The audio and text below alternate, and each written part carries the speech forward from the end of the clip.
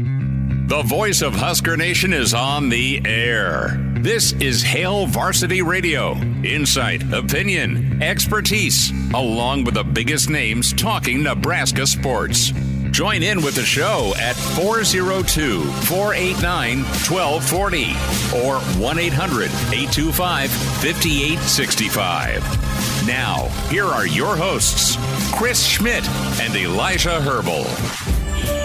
Welcome to it. Great to be with you on a Thursday. It's Hail Varsity. We're powered by Cohen Headlogger, Chris Schmidt, Elijah Herbel. What did you do with Connor Clark? Great question. That's a better question for him. I don't like the tone in your voice with it. No, I just... you were talking to him in the hallway. You had a bag of peanuts, and you said, "Hey, Connor, would you like some food?" If you're insinuating that I drugged Connor Clark in order to keep him out of the studio this week, you are far from correct. Turns out, actually, when Connor's in here, I have slightly less work to do, so I don't mind Connor being in here at all. Would you like some food, son? No, he's down for the count, apparently. You've asked for medical proof, correct? He's not doing his spring break 2.0. I have not asked for medical proof. As soon as he said it's coming out both ends and I got a fever. He didn't say that. I'm putting words into his mouth, actually. I can confirm he has said he has a fever, so that's about all I know at this point in time. I can assume it's coming out both ends. Ferris Bueller said he had a fever, too. In the clammy hands. You lick your palms. It's childish, but so is high school. Remember, first time watching Ferris Bueller, I'm not sure how, I don't know.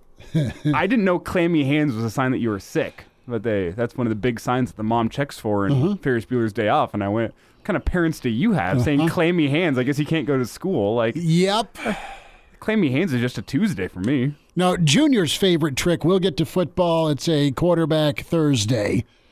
Promise you in a moment. But Junior just pulls my stomach hurts. And that's good enough for his mom. Really? Oh, the kid's attendance is worse than Ferris Bueller. Well, it should be noted by the time, kid's going to fail pottery class because he never shows up. By the time I had a driver's license, my rationale for was I getting called out of school was, are you going to attend class? If I just wasn't going to go, my dad's like, all right, well, nothing I can do here. But before that, I had to have a fever over 100 or I had to be throwing up. If neither of those two boxes were checked, you're going to school, which means... Based on that definition, my parents would have sent me to school with COVID, so it's funny how that has changed. But thanks, Mom and Dad, for your strictness there on forcing me to go to school even when I didn't want to. I ended up having to drive myself to the emergency room junior year of high school. Did nobody believe you, or? No, they did not. My mother thought I was going to fake, was trying to get out of going to class. 2 days later, I'm having emergency surgery. Was it appendix or what was going on? No, I will not divulge what was going on. Oh, I've heard this story, actually. Yeah. I know what was going on. It took me a second. Oh, yeah, no, we're not going to divulge what was going on. No, we won't. It's a funny story, though. The best part is my dad giving me the sickest, craziest look as a nurse is doing an ultrasound on me. It's like, thumbs up. All right. So memories, right? But yeah, we got off topic because of illness. We have to have Connor Clark back shortly. Yeah, well, he's gonna video in with an ice bag on his head and a thermometer in his mouth, just for proof. Hope you're well. Good day today. Hearing from Satterfield, hearing from Glenn Thomas, hearing from all three scholarship quarterbacks. We'll hear from them. Plenty of audio coming up. We'll hear from Brandon Vogel. Counterread.com. Good stuff, as always, from Vogues. He's with us in about 15 minutes. Could also check us out in hour 2 and do so. Gary Barnett, get his thoughts on this super conference, this 80-team, 8-division super league that was reported on and talked about by The Athletic. It's not an official thing, but it's a suggestion there by some powerful people in sports. What's Barty say about that? What's Barty say about Coach Frost? So we'll get there with Coach Barnett. Daddy Burke, Burke's Best Bets. How's he leading for the Final Four? And some MLB picks. That'll happen in hour 2. 489-1240, 489-1240, numbers to get in. You want to join the show across the Hail Varsity Radio Network. Watch the show. Different ways to do that. Can stream it on the Hail Varsity YouTube page. Like and subscribe there. Also, Hail Varsity Radio Twitter at HVarsity Radio. So, today was big. There was lots of excitement the last 24 hours. And we'll get to our starting five in a moment. But you just want to hear how things are going through 5 practices. You want to know from the folks participating, be it coaches and players, what it's all about, what's good, what's bad, what's ugly, what's pretty. And it's been very evident. High competition reps, and Elijah, lots and lots of reps where you're going to have an accumulation of reps by these quarterbacks, by the offensive line, by defense, by everybody participating. And it's that old adage, you get better by doing, right? So Nebraska's all in on that, and Harburg's Rattlesnake boys are so far leading the way. We don't have confirmation of a scrimmage for Saturday, but that's typically how things have gone. Rule will talk Saturday afternoon. Starting 5, NU Grandpa is in again. Ding, ding, ding. He's first in line. Is that 3 straight for him? I think it's 2. He may need to correct this if it's 3 or not. We don't have archived starting 5s, but we'll need to work on that. Justin checks in. Black Hills Brennan in at 3rd. Jeff in at 4. Tim says, howdy, y'all.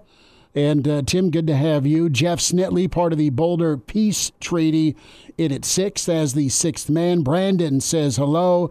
NASCAR Eric checks in. Tuck, eat beef.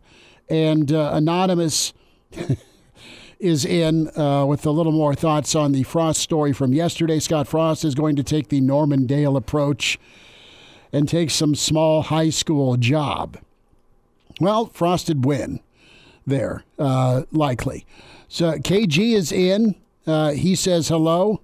Good to hear from him. Shane, what's up, brother? Good to have you back in. Justin here. And Steve says some of us have to work.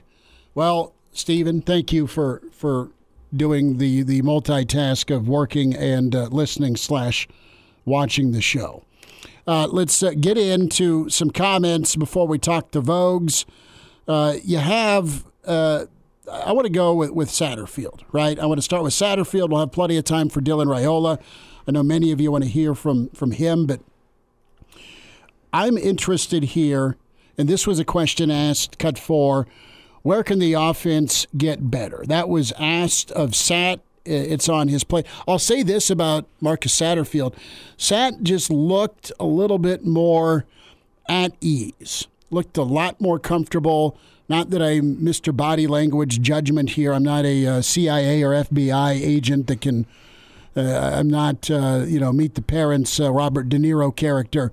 But he just looks a little more relaxed. Not that he isn't coaching hard or putting this together, but I think he's in his element, Elijah. He's in a familiar spot, coaching tight ends, loves doing that, and he can put the offense together, and he's got Glenn Thomas right there to deal with the quarterbacks, and that partnership needs to be for real in the fall, and I think it will be for Nebraska on offense to make a massive jump. How great is great, I don't know yet.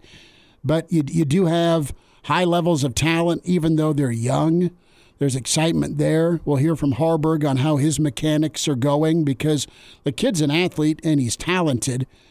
If you can refine some of the quirks throwing the football, and he's still an infant, quite frankly, when it comes to throwing the football, and that's not to denigrate him. It's a reality. The guy came in throwing one way and really hadn't had much work with him. He's got a second year of work together. And then you've got these young guys that are coming in ahead of the curve just because they're naturally talented. Not that they don't need to learn and get caught up at the college level, but they come in with some pretty good tools. Yeah, I mean, it's a fun competition where, like, based on what I heard today, I know we can all assume it's Raiola's job to lose. Really does truly feel like a a 3-horse race. And I know that's how it's supposed to be. That's how this coaching staff is going to emphasize spring football, regardless if that's the case or not, regardless if they have a lean or not. It's emphasized as a 3-horse race to the team. But whenever these 3 quarterbacks get up and meet with the media, and Satterfield and Thomas as well, it truly does feel like they're not taking any shortcuts. They're not anointing anybody, even in their own minds. Truly feels like they're open to wherever this quarterback competition leads them. They're gonna go with the guy that's going to give them the best chance to win come late August. And that's the name of the game. Here is Satterfield on where the offense can get better. We're going to throw the ball. We have to be able to throw the ball. I think we're always going to find a way to run the ball. But as you saw last year, I mean, you can run the balls, well, but there's going to come times when you have to win a game, you have to throw the ball. So we've really been focusing on just our passing game and our pass protection and our route running and just all the concepts of throwing the football. So you hear that as a Nebraska fan, and in the world of football, you need to be able to throw the football to at least keep a defense honest. And Nebraska was hit or miss at that last year from a consistency standpoint. They made a handful of big plays, which was their offense. Most of the time, there was a handful of long drives or big runs. But for the most part, in the passing game, it was the fake option pass for a 50-yard touchdown to Lloyd. That was it. Rarely was it 12 plays, 85 yards, 8 minutes a clock, and 3 pass completions and 12 run plays. I mean, you're just not there. Your best offense, your most feared and road grader offense in Michigan still had a guy at quarterback that's probably going to go in the top 10 picks of the NFL draft in McCarthy. So you need to be able to throw the football to keep a defense honest. Nebraska does have weapons on the edge. I really thought it was interesting about the short game.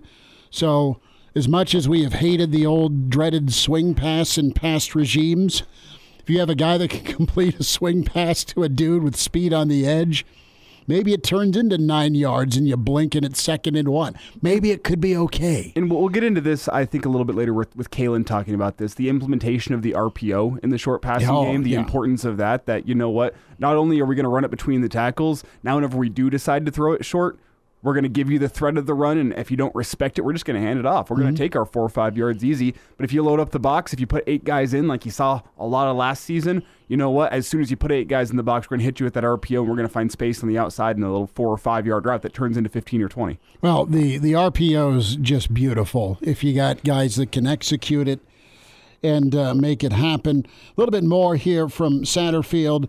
Was asked about that passing game, cut 11, where they performed well in the passing game last year. I think that we threw the deep ball at times well. Off our play action stuff, we had a couple of those deep shots middle of the end of the year. But just the total aspect of throwing the ball, just from quick game to down the field shots to move in the pocket, that's something that we got to improve on all facets of the game. Honestly, we could have just left that cut at. Can you hear that again? Where'd you guys throw the football well? Sat, help me. Sat, where was the passing game successful last year? I think that we.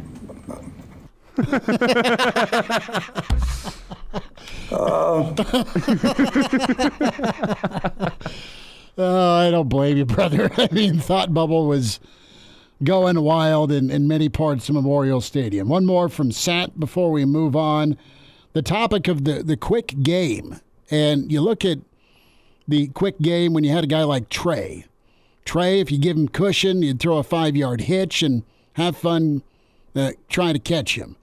You have a quick game, and you saw it a little bit with some slant routes to Lloyd. I think the Wisconsin game, it's there. But where can Nebraska's quick attack really get going? This is cut 12. Cut 12. I think it can be really effective. We talk about just getting the ball in play, like just throw it, catch it, get the ball in play, and get the ball moving, and not just having to rely on the run game all the time. And get it to those guys in space and see if they can make a guy miss and create an explosive. That'd be ideal. 5-yard into a 50-yard gain. You see it all the time. What do you think Nebraska's offense can be, Elijah? Let's go here. We'll talk with Vogel about it as well. But are they going to be an offense with weapons that, yep, they can grind you, they can pound you, they can run the football, they can be physical. That goes without saying. That's the image that Matt Rule has about this football team with his 75 yards in the fourth quarter. But when it comes to being balanced and wearing out an opposing defense, can Nebraska be a team that can do both? Think of the Chiefs' Super Bowl team, not last year, this current year, but the first of the back-to-back. What were they? They were a team that turned into ball control. They ran they had their explosives, but they could line up and run it on you when they wanted to, and hold the clock. And I think that's a fine comparison. The comparison I make is one that Rules made before with the 49ers. Whenever the 49ers throw the football, they're looking to pick up a first down. They're not throwing the ball to set themselves up with 2nd and 4. 49ers, 12. By definition, that offensive line with McCaffrey, they're a ground and pound offense. But they don't lack explosiveness. There's some ground and pound offenses, such as the really like the Titans for the past couple of seasons. They're ground and pound. They lack some explosiveness, though. And that kind of comes down to Ryan Tannehill being their quarterback. But the 49ers, even with Purdy as their quarterback, they're going to ground and pound you down the field. But whenever they get that opportunity to take the top off the defense, they're going to do so. You don't see the 49ers running many 3- and 4-yard routes. It's in their offense. But whenever they are throwing the football, for the most part, it's to pick up a chunk. It's to pick up a first down. It's to move the chains. We'll hear a little bit from Dylan Raiola, Danny Kaelin in hour 2. Both those guys seemed really comfortable and confident. A little bit more from the quarterback coaches, not only the OC there with Satterfield, but Glenn Thomas, his work with Harburg on quarterback day today, and just what he's seen from these quarterbacks. Brandon Vogel, counter read next on Hail Varsity Radio.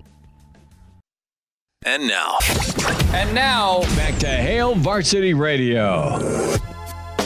Some more thoughts on quarterback day today as Glenn Thomas, quarterback coach, will hear his thoughts here in 15 minutes. I want to hear Brandon Vogel's thoughts on all things Big Red football. Counterread, counterread.com with Brandon Vogel at Brandon L. Vogel on Twitter. Vogues, I was half expecting you to be in some sort of quarterback jersey today in honor of quarterback day, but you've got the normal baseball lid on, earbuds in, and you got a very good-looking button-up shirt on. Well, that brings up an interesting question, though, Brandon. If you were to pick one quarterback through all of history, and your entire life watching football, you got that one jersey to put on, what quarterback are you picking? Good question. And before I answer that, I do have a towel in my belt here, Schmitty. So that was my nod to the quarterback. I thought you were saying I do can't see it. I do have a towel on. Yep. So my hands will be dry as I answer these questions. I might go with Jim McMahon. He was kind of like the first formative quarterback for me as a young sports fan for the Bears. I was a little bit too young to enjoy his work at Brigham Young.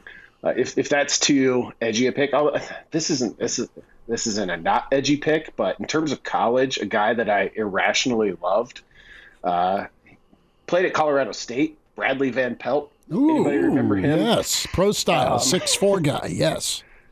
Yeah, he was just kind of wild and an ultra competitor. Got results for the Rams, so I'll always hold a special place, I guess, in my quarterback hierarchy for Bradley Van Pelt. See, that's how I feel about Tim Tebow. Was he the best quarterback ever? No. Did he grind it out and get some wins with some fun to his game, some passion? Yes. Is he my favorite quarterback ever?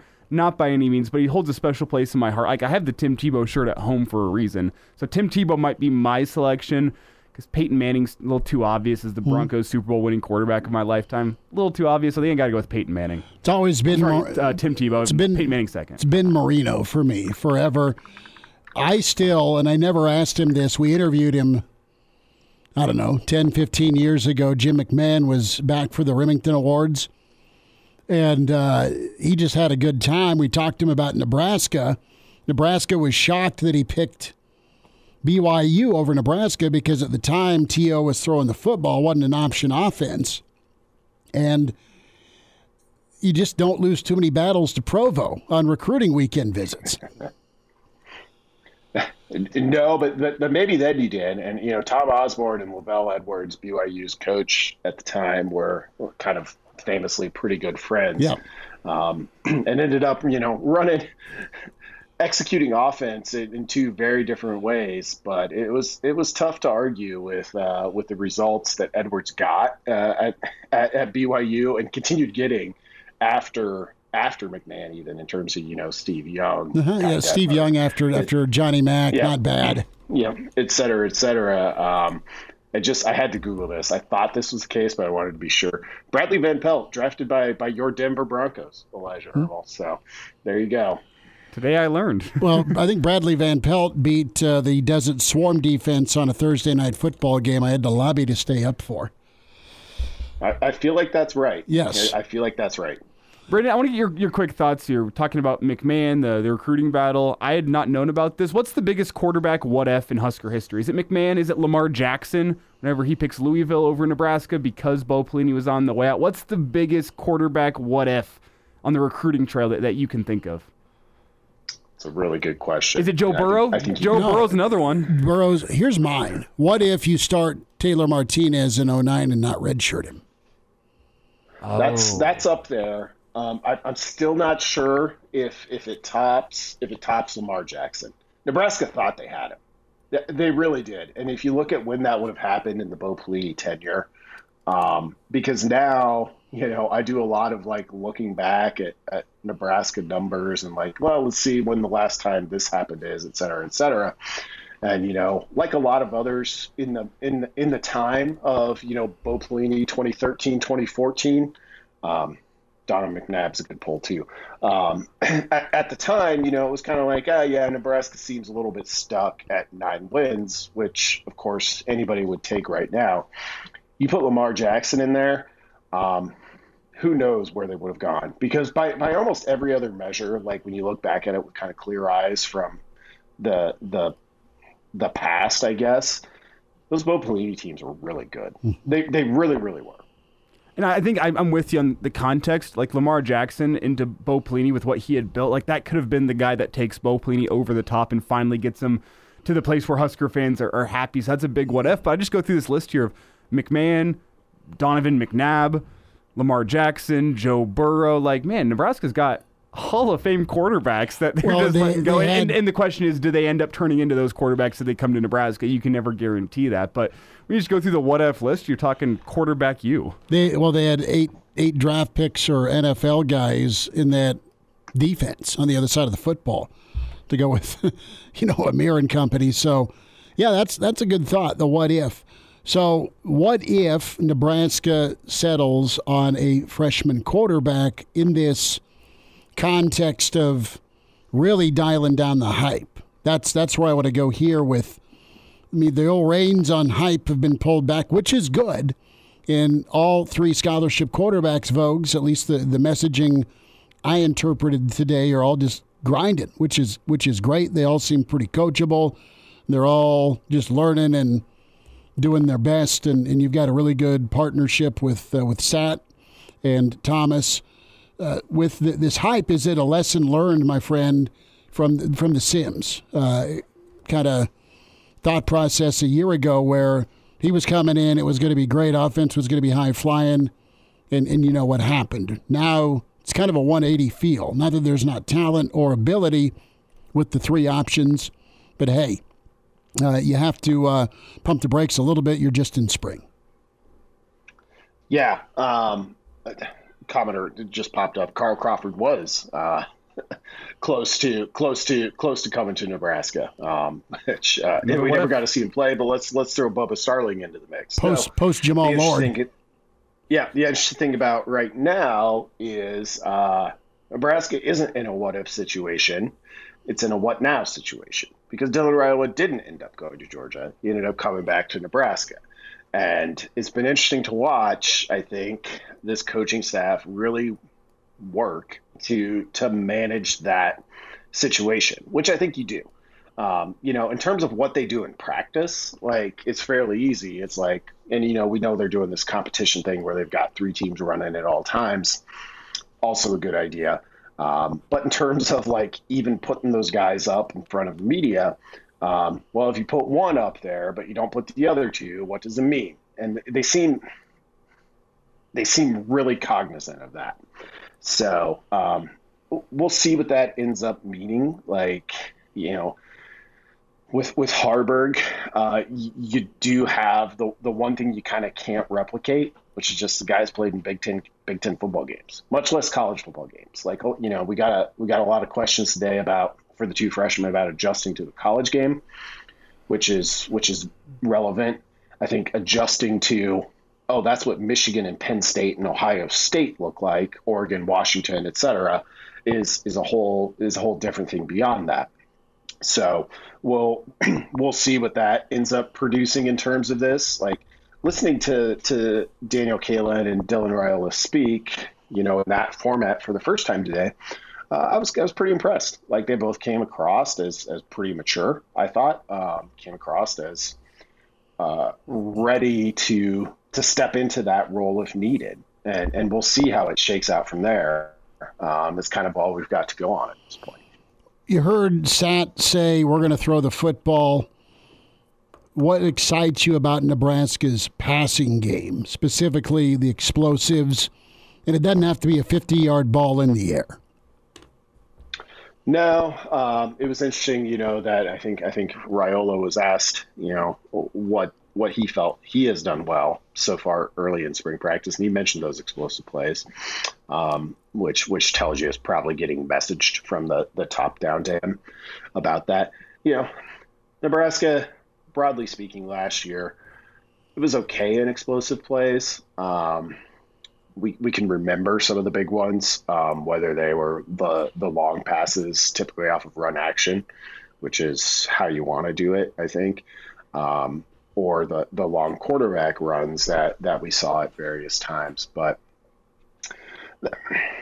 the biggest thing to me in terms of throwing the ball more, Nebraska, I think, was bottom 10 or 20 teams nationally in terms of passing success rate.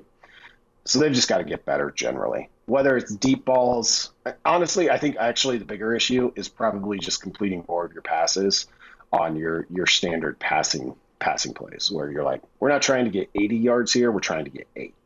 That's the thing I think they were really missing. It got a little bit lost last year, in my opinion, because if you look at the numbers, Nebraska averaged 4.4 yards per rush, which was second in the Big Ten. But I think it was like 55th nationally. And Nebraska was really committed to running the football, but were they staying on schedule that way? And no, they really weren't. In terms of success rate, they ranked 84th in the rush. So, well, I can, from Satterfield's perspective, I can see why he's like, well, we got to get better in the passing game. It is the biggest kind of flaw I think you have to fix from last year, but Nebraska was committed to the run. It didn't mean they were running it all that well most of the time. So there's work to be done on that piece of it too. Do you think the run game suffered because of the line being a year away? Got about 90 seconds. I'll hurry. 60. Well, we might have to carry over for 2 minutes. Or do you think it was just the lack of the threat of the passing game? Why do you think the run game suffered at times? I think it was probably more the lack of danger for opposing defenses in the pass. Like, you could really kind of load up and sell out. And Nebraska, you know, remained uniquely, I think, committed to it, which was good, I think, in a year one scenario. Like, that's how they want to do it. Like, they want to run the ball and punish teams.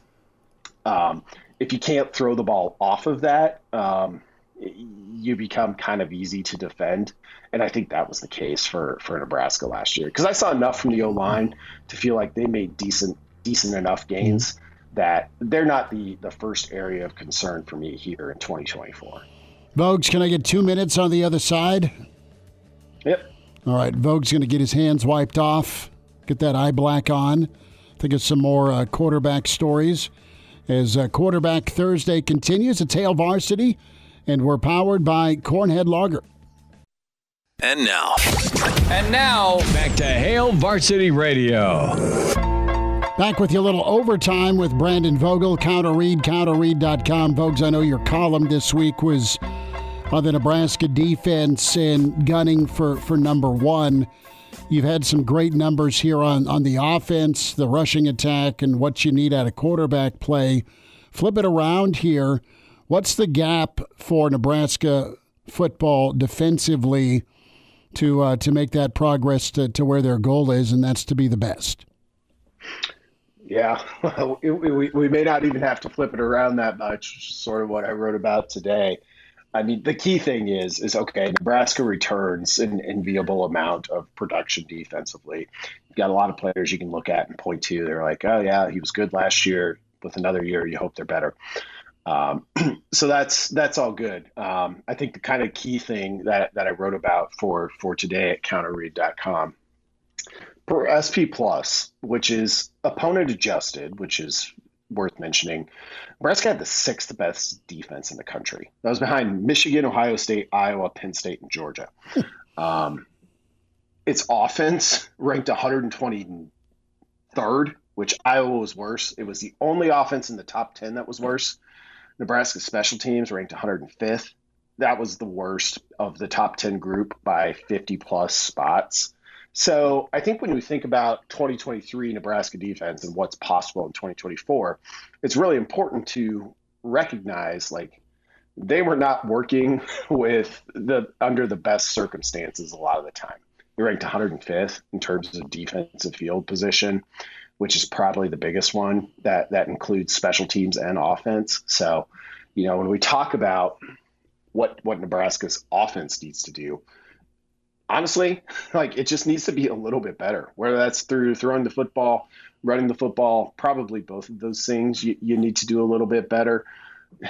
The difference that 2 more first downs per game would probably make for Nebraska overall, both the offense and then how it relates to the defense, it would probably be pretty big, to be quite honest, in 2024. So that's kind of what we're looking at in terms of spring football. It's fun to separate these things out and talk about them by position or by side, but football is the ultimate kind of holistic game, and everything you do, no matter where it's at, kind of impacts the others. Vogues, what else is happening with you? And do you like this floated out Super League of 80 with relegation and promotion?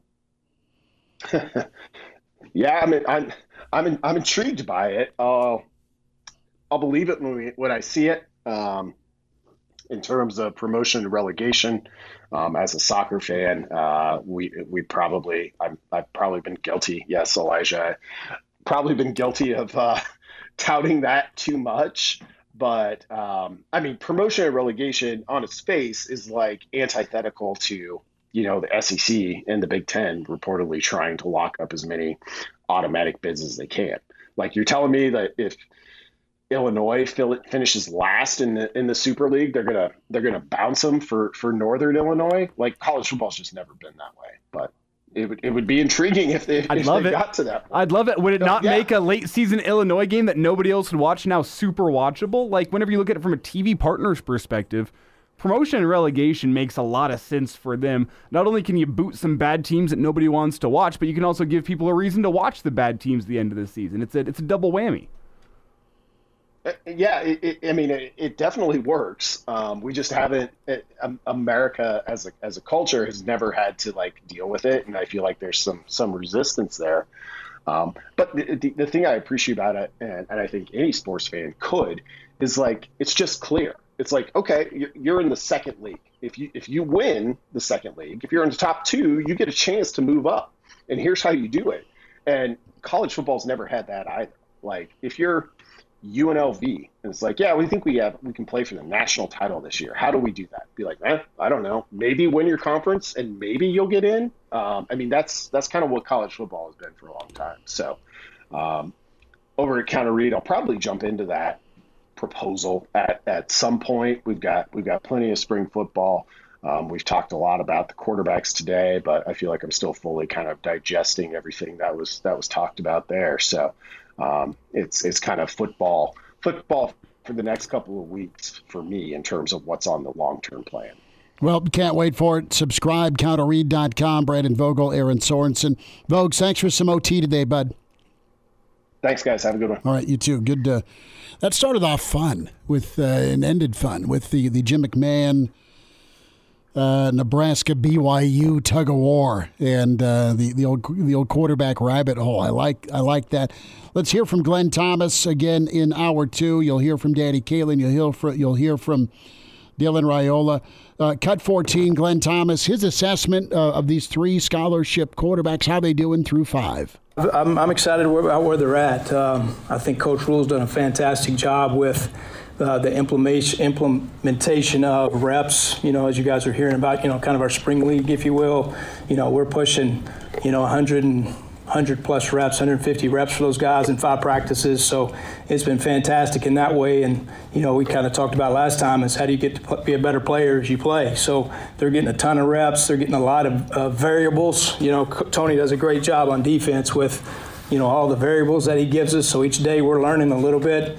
An installation sometimes meets installation, right? Meaning, we're running a play that might not necessarily be ideal versus a look, but I think it's great for the quarterback in the fact that you really have to play your rules. What are they giving us and how do I respond if it isn't necessarily the ideal look?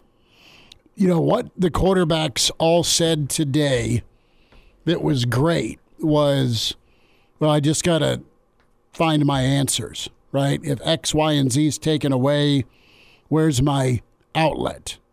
And that's mature from young guys, and you like hearing it from Harburg from a progression standpoint, because a lot of times last year it was if the first read ain't happening, you didn't always get to the second read, or if you got to the second read, sometimes it wasn't as accurate as it needed to be, and option 2 and 3B after 1 and 1A were let's tuck and run.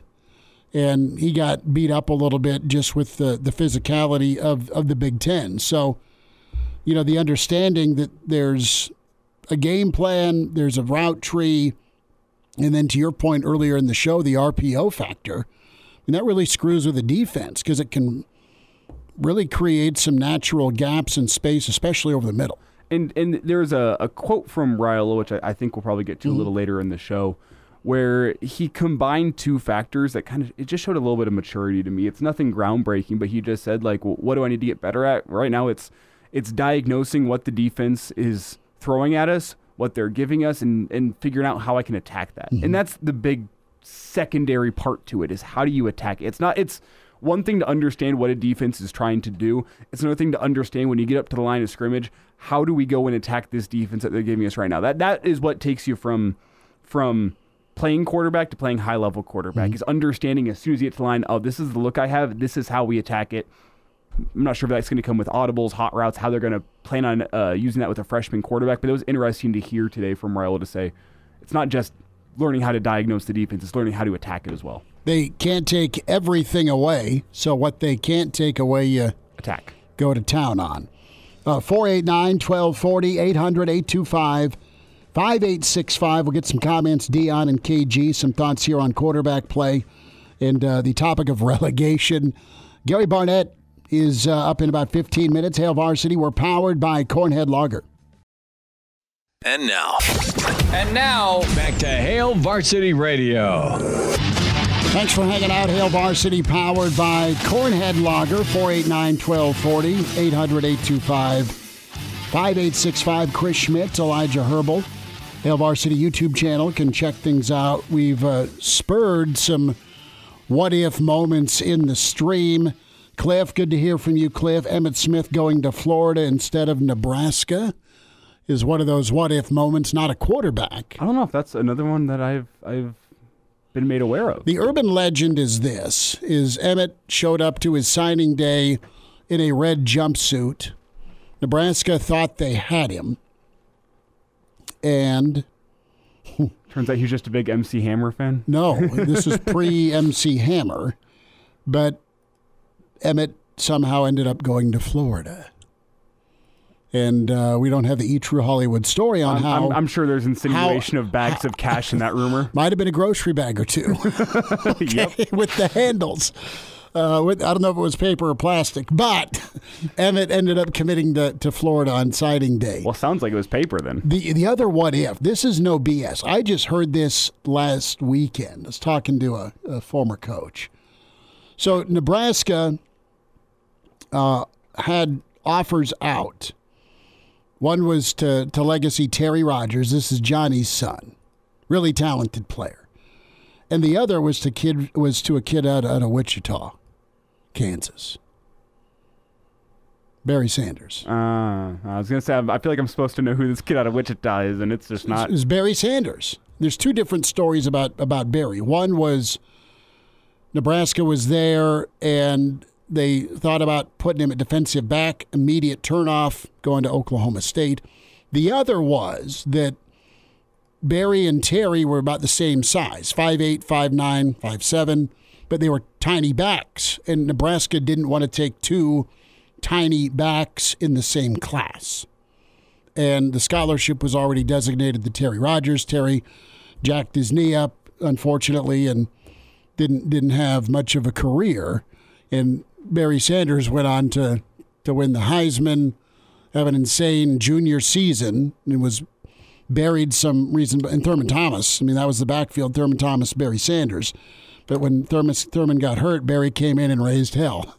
The word around the Big Eight at the time was nobody knocked Thurman out of the game, so we don't have to see Barry. So, but that's a what if. That would have been incredible to have Barry Sanders in Lincoln. We could honestly do a whole show of what ifs. Maybe we'll check that out. Early July, whenever we're in the recruiting dead period and fall camp hasn't started. Yeah, that could be the time. No, the what ifs are good, but the Lamar Jackson. That might be the biggest, just because you look at how it could have changed Bo Pelini's tenure legacy at Nebraska if you keep him around. Dude, you get Lamar Jackson in that offense. Like you're talking about a team that college football playoff. Sure. That was right at the start of the college football playoff. Well, era, and you had draft picks again on the defensive side of the ball that were really good. That was the Malik and Gregory era. You had Will Compton. You had Stafford, who played in the NFL in the secondary. I mean, it was good. And the offense was putting up points as is. Oh, that was very loud. That's all right. Reminder to get buckled up. Use your seatbelt. It saves lives. It prevents injuries only if properly worn. Make it click. A message from the NDOT Highway Safety Office. More comments we'll get to in the stream. Thoughts on the quarterback situation, on the Super League, and Scott Frost. Gary Barnett kicks off Hour 2. Hail Varsity continues, powered by Cornhead Lager.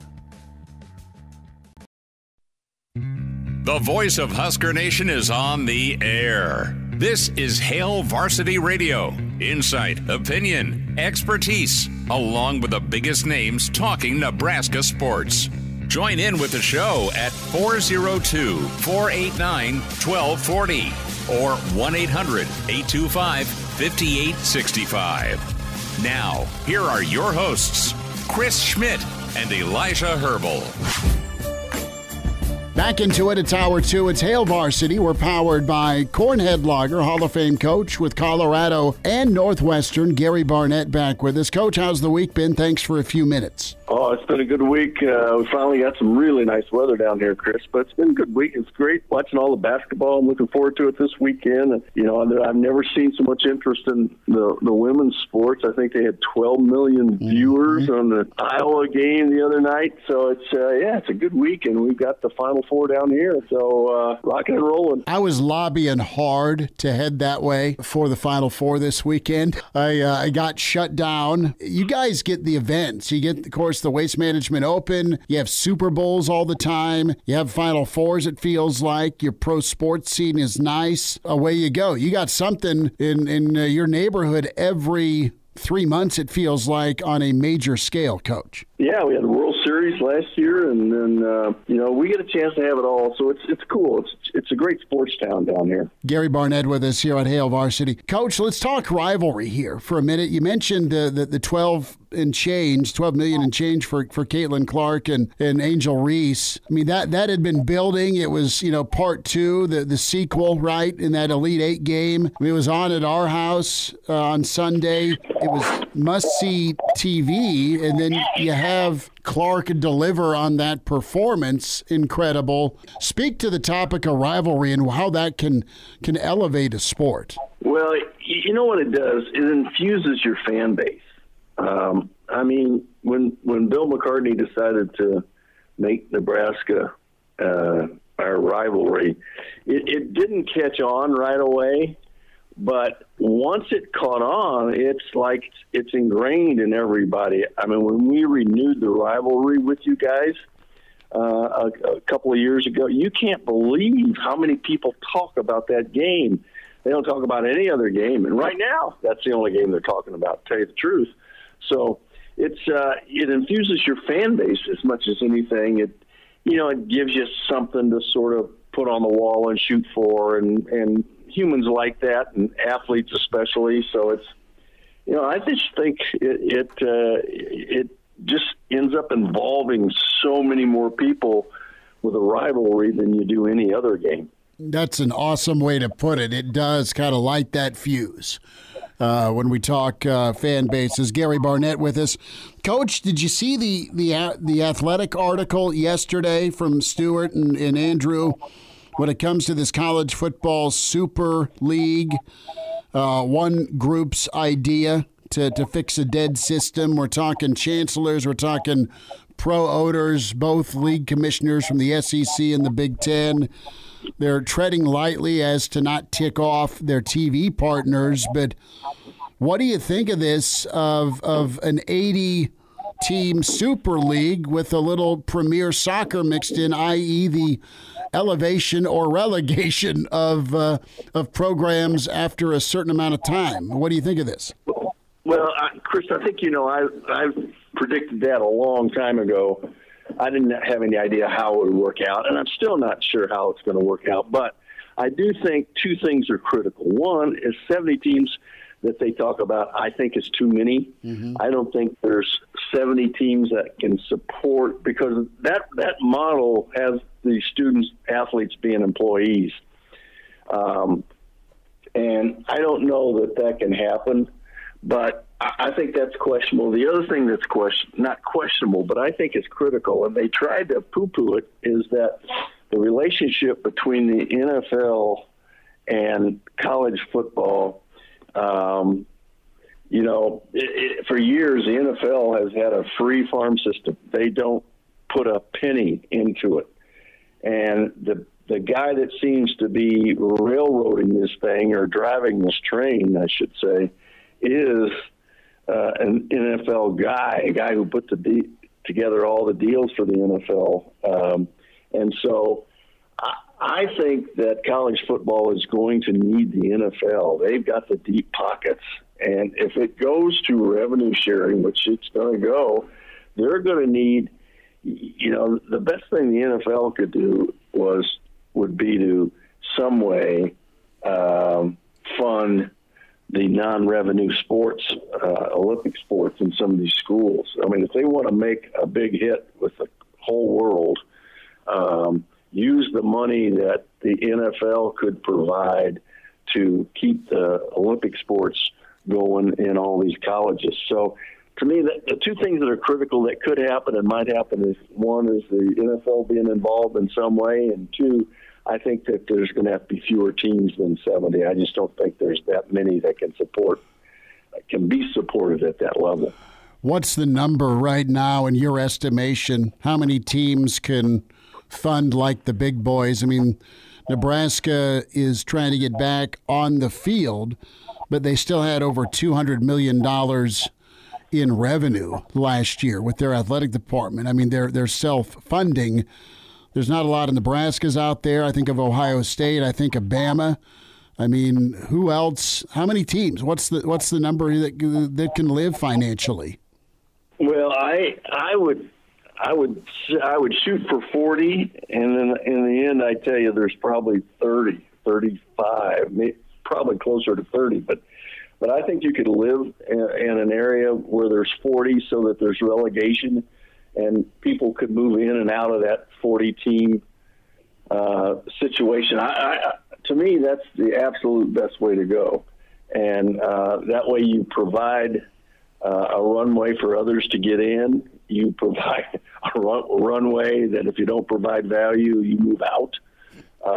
Now, I think the money piece of it is that's the one that's complicated and has to be worked out. But that can all happen. And again, if the NFL would step in, they would win more fans by doing something like helping on the Olympic sport piece of it for these universities. So it was interesting, but it's been brewing. But it's all going to, when this lawsuit in California is finished, then I think you're going to see employment status for these student athletes at a certain level. Yeah, you got to figure out a way to stop the courtroom battles, right, to move forward. Gary Barnett's with us here on Hail Varsity. Coach, interesting article yesterday. Dennis Dodd published his sit-down with Scott Frost as Frosty's down in Scottsdale, and not a ton in the article. It wasn't hard-hitting. It wasn't a gotcha piece, and Scott didn't want to go into the what and the why, didn't want to speak about Nebraska. And our take on that is you need a little more meat on the bone in a story like that. That said, you're not piling on a former employer, and that doesn't possibly look good to future employers. I want to get your thoughts, though, on Scott Frost in the coaching world again. He's 49. He wants to get back in. Where do you think Scott ends up next? Is it another crack as a head coach? Is it a coordinator? What's your take from your view on his coaching career? Well, I think as a coordinator would be the what he should shoot for, and just sort of reinvent himself. And you know what, he'd be a better coach today than he was, a year ago and 2 years ago. But I think the way to do it is to win everybody back over, so that you appeal to a lot of people, not just to one or two organizations, by going back on the field as a coordinator, and demonstrating that you're not just a management guy, that you're the real deal as far as play calling and putting a team together and that sort of stuff. So to me, that would be a natural step for him. It's hard sometimes after not calling plays and after not being a coordinator to go back and be the coordinator, especially today's world. But to me, that would be the safest and best way for him to go back. But that's an opinion only. How hard was it for you to not, and for lack of a better term, meddle with your coordinators because you loved calling plays? I mean, you get together and put the game plan together, but you weren't necessarily calling the plays. Am I right? Were you able to be hands-off in-game? Well, I wasn't early on. Initially, I wasn't. Later, I was, and I think it actually worked out better. I think that they saw things a little bit differently, and it was the whole staff that saw it that way. But I could always add to it during a game. I could always overcome it. But I think once I got used to not actually, calling the plays, that it was a better system. It was better for me. Although I would tell anybody who goes into being a head coach, like I told Ryan Walters last year, don't give up play calling, because today's world, they hire you as a guru and not as an organizer or a management guy. Mm-hmm. And if you can show management and be a very effective play caller on either side of the ball, then you're a better package to sell and to try to promote yourself with. Couple more minutes. It's Gary Barnett, Hail Varsity Radio. Is when you talk about reinventing, if you're Frost, and he's shown the ability to get quarterbacks, he's shown the ability as a position coach and a coordinator to be successful. And I don't know if that landing spot would be at Ohio State with Day and Chip, that he knows real well. but there's no Camp Saban anymore because Nick retired. And I look at Sark, I look at Lane, I look at Bill O'Brien. Coach, is there a staff or a program out there that would be either a good fit or is just a great spot to go get better and kind of rehab your image? Well, I think any one of the 40 major programs sure is a good place to go, because you know you want to be on, when this thing falls like the Athletic was talking about, you want to be on the right side of that, not on the wrong side. But it makes a difference. He's got to go show his love for the game again, and the fact that he can motivate young people and he can organize, and that he can run when you're on offense, you've got 60-plus people. Unless you're in Nebraska, then you got 80-plus people on the offensive side or defensive side. So he's got to show that he can go motivate, organize, and run, half of that team. And so, I think, again, going back to the original discussion about the Athletic, you want to get on the right side of that 40 or 70 number. So I think one of those programs is, any of those works as long as you can go and be successful. Coach, how is Warren Sapp going to be in Boulder? Well, it's interesting whether, graduate assistants have a certain requirement that they do have to take classes now. Everybody's taking classes online. So I guarantee it's been a while since Warren's taken any classes. But, there's also a scam to it and a game to it where you can sign up for the classes, be involved, and then drop them at the last minute, which is what a lot of grad assistants do. So they don't really they're not really pursuing a grad degree. They're just trying to be a coach. And I think that's what Warren's trying to do. We'll see. He's never coached, as far as I know. He certainly carries a lot of credibility on one side. On the other side, he brings no credibility. So it'll be interesting to see just how all that works. How is Prime doing? How's spring session going? I can't really tell too much, Chris.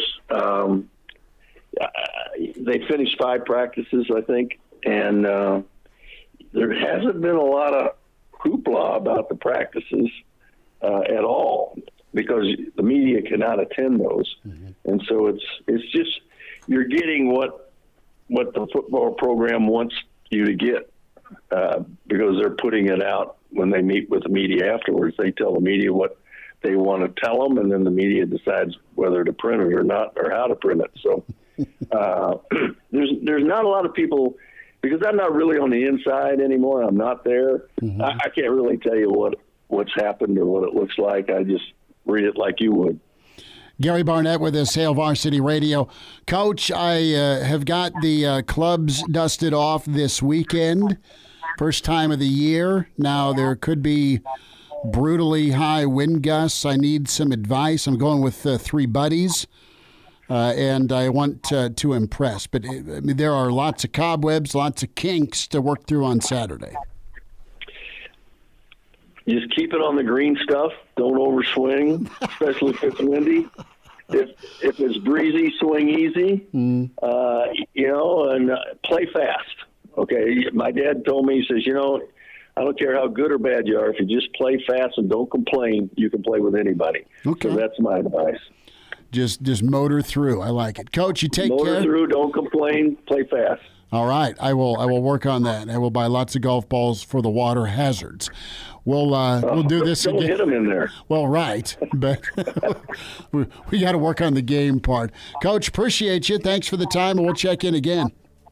All right, Chris, great being with you. Good stuff from Coach Barnett. Dylan Raiola, Daddy Kaelin, their thoughts so far through 5 practices. Hail Varsity continues, powered by Cornhead Lager. Hail Varsity Radio is live. Now, back to Schmitty. Schmitty's a great guy, but he don't have a brain. And Elijah. You want me to speak? When I point at you, yeah. On Hail Varsity Radio. Good stuff from Gary Barnett, Daddy Burke, Burke's best bets. Final four thoughts from Daddy, some MLB picks, and maybe some NBA from Daddy Burke. BurksBeat.com here in about 15 minutes. 489-1240. We'll hear from Dylan, Raiola, Daddy Kaelin in a moment. In the stream, Dion asked a question about Christian Jones, recruiting question. We all right? We're great. Okay. So where's Nebraska at in the recruitment of Christian Jones, stud linebacker from West Side? A couple of different of the recruiting sites say this. They say that Jones is almost a 95% lean towards Nebraska, K-State up there, Oklahoma, Notre Dame, A&M, 24/7, Wisconsin, Oklahoma, but Nebraska really circled. Iowa in the mix, KU, Missouri, Penn State, Tennessee, USC, Washington. I mean, the kid's got the who's who of college football offering him. But just quick little research for you, Dion. I think it looks okay for Nebraska. I have not talked to Jones. I know Mike Sauter's a really good pulse with that, with Hurrdat Sports. So we'll see. But Nebraska isn't taking any in-state kids for granted, Elijah. Yeah, and it's kind of something we talked about yesterday with Tim Vergeese here on this show, that the focus is that 300-mile, 500-mile radius for Nebraska. That's where their priority is going to be. That's where they want to build their roster. Maybe next time we get Tim on, we'll ask what the we just ran out of time to go Jones. Local. Oh, yeah, he just is an absolute database of recruiting knowledge. He's been ingrained in it for years and years and years now, really, since he got out of high school. He's been ingrained in the recruiting circles. So that dude is just a recruiting database, and it's good to have him here in state of Nebraska. Yep, it's good stuff. Kid, I'm looking forward to watching senior season's Jackson Carpenter. He's a stud at Southwest, super explosive athlete. Good dude, talented dude. There's a couple of big names to watch because you got Pierre Allen Jr. in Lincoln next year as well. He's going to be a big name to watch. You got Carpenter up in the Metro. You got, as you kind of laid out just now, Christian Jones. He's a name to follow. We have that 2027 running back from Central who just got his offer earlier this week. His name slips my mind right now. Omaha Central and Nebraska running back. That says good things historically. But what a talent, just resurgence we've had in the state of Nebraska. Maybe it's because there's more people paying attention nationwide to the talent that you have in Nebraska. Because it always feels like within the past decade, 15 years, there's been a guy or two every single cycle that flies under the radar and goes and becomes an All-American at North Dakota State or South Dakota State or wherever and ends up in the NFL. So maybe just more people are paying attention now. But man, is there it's not just Iowa anymore. Year. It's not just Iowa coming in and invading the Metro. It's everybody. Notre Dame, Oklahoma. It's Tennessee. Tennessee. So let's hear from Dylan Raiola, a monster recruiting win that has translated into lots of talent as an early enrollee. And Dylan talked a little bit here with his first media meeting today on adjusting to college football. I think the biggest thing is just catching up to the speed of the game. Players are moving faster. The level of competition is a lot better. The players are moving at a lot faster pace. So, just catching up to the speed, I think is the biggest thing. And then, just understanding what our defense is trying to do and attack that. So you're adjusting to the speed. That makes a ton of sense. How about just settling in Lincoln? Nebraska's a special place, and it's always been like that. And I never take it for granted how good our fans are. And, I try to be around my guys as much as possible, take them out to go eat, play Madden. So it's been good. I love living here. Not a lot of distractions and a lot of ball and being around your guys. So it's hitting him not just from the recruiting standpoint to the, okay, I'm out in public and the adulation standpoint, but also just when he's practicing inside that stadium. Cut 3. Honestly, I think it's kind of surreal, and I have a lot of gratitude to being in this university. I think it really hit the last mat drill we had. It was at night in the stadium, and I just remember running out, and it was just awesome to be in Memorial Stadium. Being a recruit, watching a game isn't really the same as actually being in the stadium yourself. So it's been surreal. I'm very grateful to be where I'm at and surrounded by a great group of guys and coaches. So more from Raiola here with his focus this spring, cut 4. I just try to take it day by day. We have the spring right now, so just, really focus on each day of spring ball and take every day as its own. And then, not try to think too far ahead. I just want to get the connection down with the guys and really just be around them, just get to know them, get comfortable with them, and that's the main focus. Lot there on chemistry, Elijah. What's really cool for these quarterbacks, all three of them, is the opportunity they have, not to just go get all those reps, but their ability to then be put in front of the proverbial firing squad when they're going against a defense. Oh, I thought you meant the media. No. I'm talking about the practice sessions where they're going against Tony White and his defense. But hey, let's not sleep on Chris Schmidt sitting out there in the media row with Mitch Sherman and I'm good. Just everybody out there. Yeah, I mean, that could be a firing squad too. Yeah, sure, dude. What's up with the incompletion? Right? I'm kidding. What's up with the incompletion? Imagine if you Why aren't you 17 for 17 on 20-yard throws? All right, fat asthmatic old man, be quiet. Chris Schmidt, Hail Varsity. What's up with the incompletions? That'd be just hilarious. Let's go out and talk in the hallway. A loud thrashing and crashing, and Schmidt with a black eye, and a splint around his neck.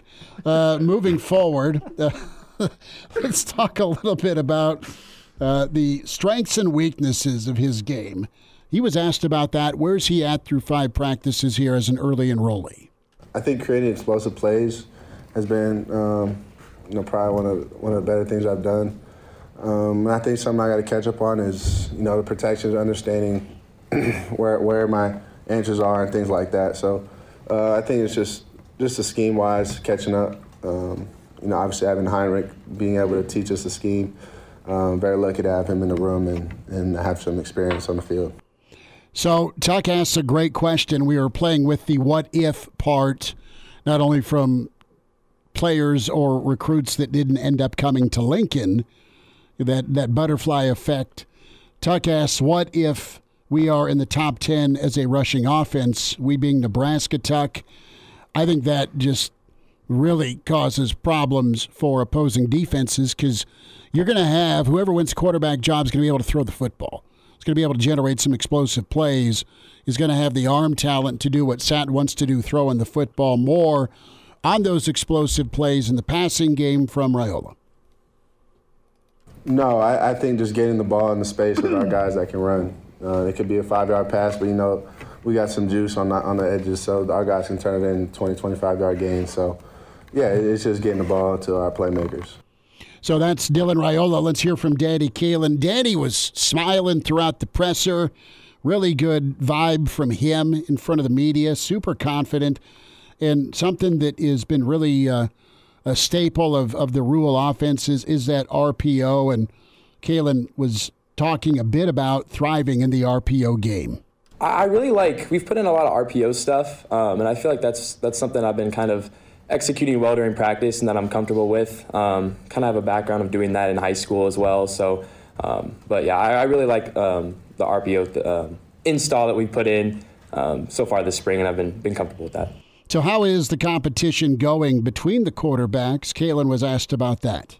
I have a lot of confidence in myself. Obviously, Dylan does as well. He's a great player. So not only him, but Heinrich, all three of us, I think, really do a good job of pushing each other. And I think we've all gotten a ton of reps this spring so far. So it's been good to kind of see what one guy's doing, not only learn from each other and help each other, but also compete and try to do better than the guy next to you.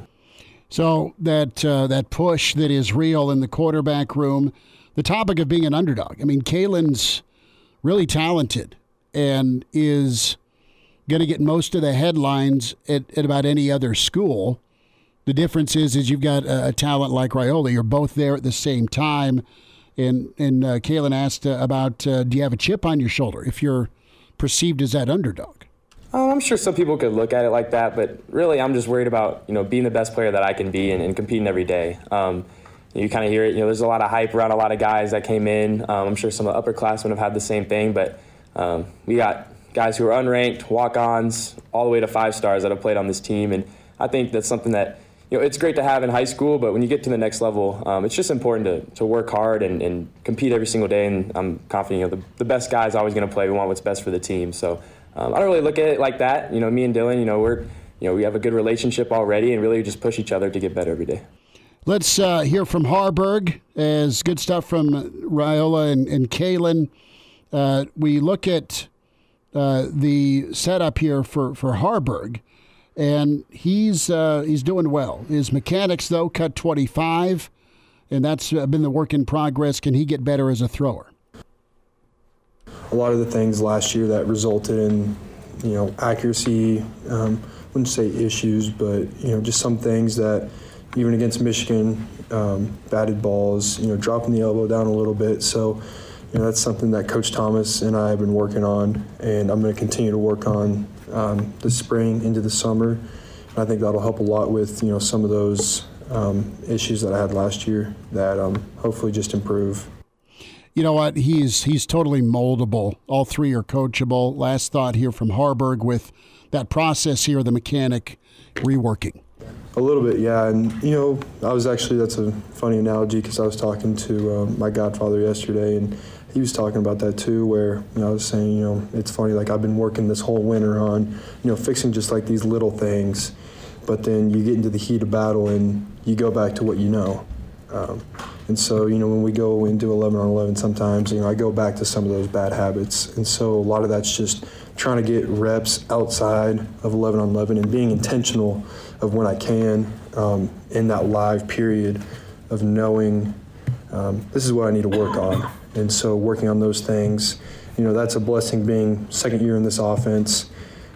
Some of these plays I could run with my eyes closed, call them with, 95,000 screaming. So that's a blessing.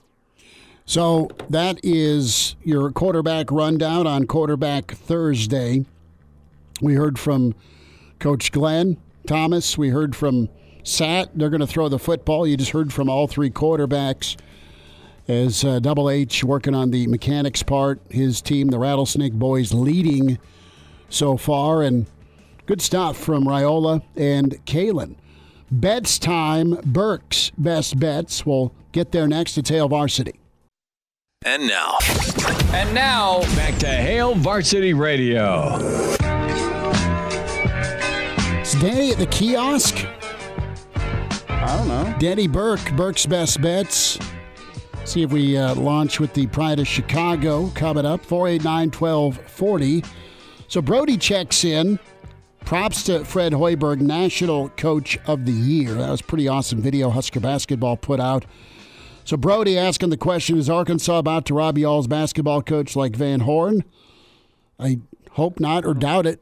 I don't think that's possible. I know Arkansas is looking for a coach. Good luck, Razorback fan that's in our stream. Yeah, well, the question about that is, Fred got extended. Fred is hustling as we speak for portal reinforcement right now, and homeboy that was at Arkansas, his name's escaping. I should know, but he's the one that went shirtless. Yeah. He's Musselman. Does that sound right? Yeah.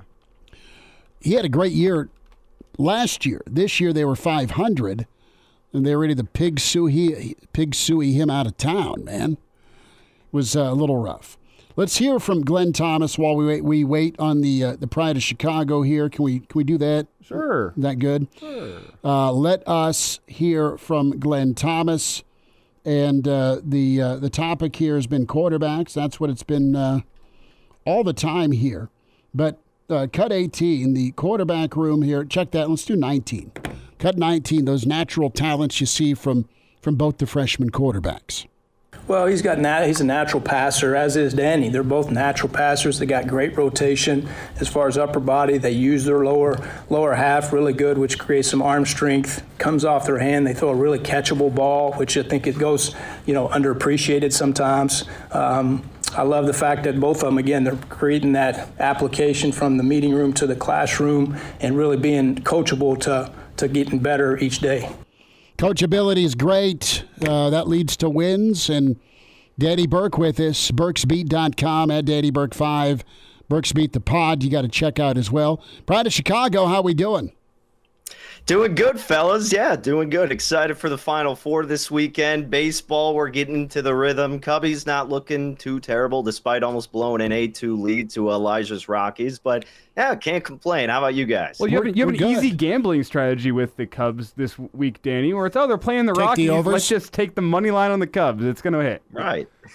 Yeah, you might be able to implement that with most teams that are playing your Rockies this year. And it was really kind of bittersweet seeing Chris Bryant come back to Wrigley Field. Everybody obviously on their feet, and he's given the curtain call, and I'm sure he feels a little sad.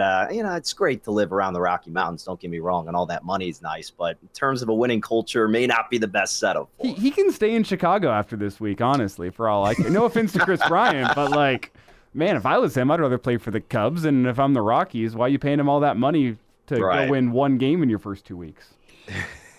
More from Arkansas fan Brody. Arkansas is a much better job. If they want the mayor, they will get him.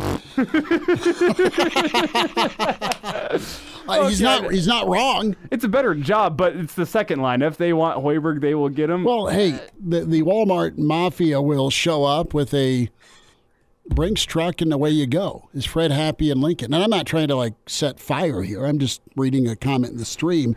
Danny will research with his friends out in the desert on Arkansas head coaching jobs for next week, or head coaching candidates for next week. And Brody, I don't want to laugh at you too much. Thanks for listening, Brody. I'll just say move down. I'd recommend, if I were you, somebody who's close to the situation, Nebraska basketball, move on to the next candidate on your coaching list. Go find their live streams, because I don't think Hoiberg's going anywhere this offseason. Fred's a name. Danny, let's get your take here. 2 big lines for the Final Four. Do we get intrigue and drama, or is it just a piñata session? Is the glass slipper break for NC State Purdue? I love Bama. They're physical, they're tough, they're talented. UConn's a whole different beast. We got -9.5 Purdue, -11.5 UConn. Last time UConn was favored near this much, they went on a 30-0 run. Yeah, not sure if they'll have that one dialed up or not, but if there's a defense to have it occur against, I guess it could be this Alabama team. I lean toward taking the points with the Crimson Tide, guys. I mean, look, UConn can obviously stomp their way against any opponent, but Alabama, we all realize how lights out they can be and what talent they possess on the offensive side. I was just on another show talking about this, and I think the best way to maybe approach Alabama would be the Crimson Tide in the first half, catching about 6 in the hook, somewhere around there. We've seen a little bit of UConn take some time to make these adjustments, and then when they do, it's full throttle, pedal to the metal, and they just absolutely cruise. I mean, Illinois is the perfect example of that, right? So I think instead of sweating out the whole game and knowing at some point inevitably UConn's going to come through and probably cover, look to go with the first half for Alabama. And then for the other game, I'm actually going to lay the points with Purdue. And I was cracking up just thinking of having that conversation. Laying points with Purdue in the Final Four is not what a lot of people thought they'd maybe be uttering at this point in April. And look, Purdue it's just Zach Edey's just so dang good, guys. I mean, I really don't think that NC State possesses anybody who can stop them. I know it's all fun and games looking at DJ Burns and what he may be able to do offensively. Defensively, not going to be able to do enough. And their other big man's probably going to get into foul trouble. Purdue's the second highest three-point success rate, over 40%. They don't take a lot of threes, but when they do, they're efficient. And you look at the KenPom rankings, I mean, NC State 40th in adjusted offensive efficiency, 45th in adjusted defensive efficiency. Purdue is second and 16th in those categories, respectively. I know we've been waiting, but at some point, NC State's got to fall victim. And I think it does happen against this Purdue team. I haven't bet it yet because there have been 9s floating, and I think it's just going to keep coming until tip-off. And maybe we'll get an 8.5 with Purdue. And that's what I'm looking for. And if not, I'm still comfortable laying 9. But that's the direction I'm going to go, representing the Big Ten and thinking that Cinderella glass slipper, as you mentioned, Schmitty, is going to crack. Danny, with these big lines in the Final Four, are there any player props you're looking at while we still can bet NCAA player props? Yeah, that's right. Yeah, they're going to be gone soon enough. I was looking at Fletcher Loy's an interesting guy over 10.5, but the rest of the personnel around Edey can be very streaky, and it just goes back and forth. So I don't think it's really, you don't have enough conviction with that to warrant an official play. The prop that I've been riding this March Madness has been Edey over his rebounds prop, and they finally adjusted the number. It was at 11.5 first game, ticked up to 12.5. Then it went back down to 11.5 pretty early. Now you're seeing it at 13 in the hook. And I would still only bet the over on it. I haven't done it yet because I was hoping that maybe they wouldn't adjust it too much. But NC State, with their offense, I mean, they're 157th in effective field goal percentage, 141st in three-point shooting. Again, I mentioned how good this Purdue defense has been. They're probably going to have to play keep up, a bunch of missed shots. Edey, that's going to lead him to getting a lot of opportunities off the glass. So that would still be my number one prop to consider for the Final Four. Danny, do you got 2 minutes on the other side with the women's Final Four? I'm sure there's some Clark props. Absolutely. And there's some lines to discuss there. The eyeballs will be watching tomorrow night. Danny Burke with us. And Danny, also just to preview a little bit, got to get you your MLB plays for the weekend as well. Yes, we need to sneak those in. As Pride of Chicago with us, at Danny Burke 5 on Twitter, burksbeat.com. Check out his site, his podcast, and more with Danny Burke as we wind down to Thursday. Hail Varsity continues. We're powered by Cornhead Lager. And now, back to Hail Varsity Radio. One final time on a Thursday. Big thanks to Gary Barnett, Brandon Vogel, Danny Burke, burksbeat.com, and at Danny Burke 5 on Twitter, Spotify, iTunes, Google Play. Find the Hail Varsity Radio podcast, Hail Varsity YouTube. Subscribe there and give us a like and subscribe. Also, feedback. Spotify, iTunes, Google Play. Love the good, bad, or ugly. Give us a review. Daddy, your review of the women's Final Four. Is this just a give me here? South Carolina minus 11.5. Are they going to win by like 40? Yeah, it's hard to think they won't. And look, this isn't a game that I am going to get involved in. Obviously, I got a little bit more interest in the Iowa-UConn showdown, as most people will. But if I had to do something with South Carolina's matchup, it's got to be on them laying the points. But again, I don't follow it closely enough to warrant me giving out a play on that side of the Final Four. So I will stay away. If you guys are strongly recommending it, I might just have to hop on it because I trust you fellas, but I will be looking to bet the next game with Kaelin Clark and company. I'm going to be walking my dog near a park and someone will whack my kneecap because I gave the wrong play. This is from the Pride of Chicago. Thank you. Give me a brace. That's right. Iowa-UConn. I love this matchup. Gino's a family favorite. The buddy loves Gino. Iowa has been incredible. Do they have two more in them? That minus 2.5 line, what do you think before we talk baseball?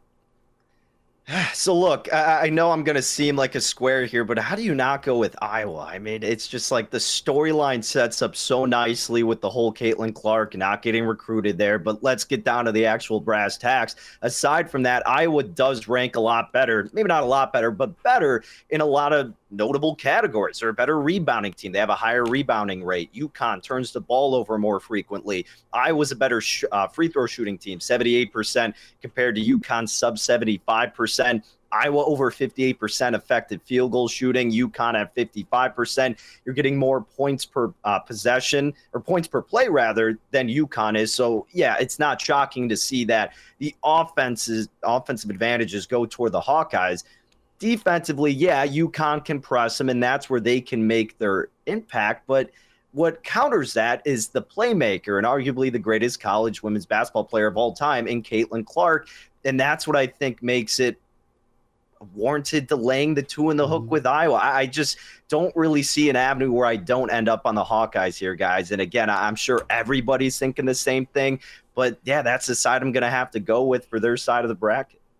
Danny, before we get you out of here, we've had some thoughts in here from some Arkansas fans saying Hoiberg's off to Arkansas. We also have breaking news in. Juwan Gary and Bryce Williams both announcing they will return next season. They take to Twitter for that announcement. So that says no, Pig Suey. That says no. If I'm just right. asking you, there's no line here, but do you see Fred Hoiberg coaching anywhere but Nebraska? You're going to go season? get Chris Beard Arkansas will. I would be appalled if Fred Hoiberg did not return to the Huskers. That would be shocking to me. So I think he stays it's off the board because it's pretty much a given, right?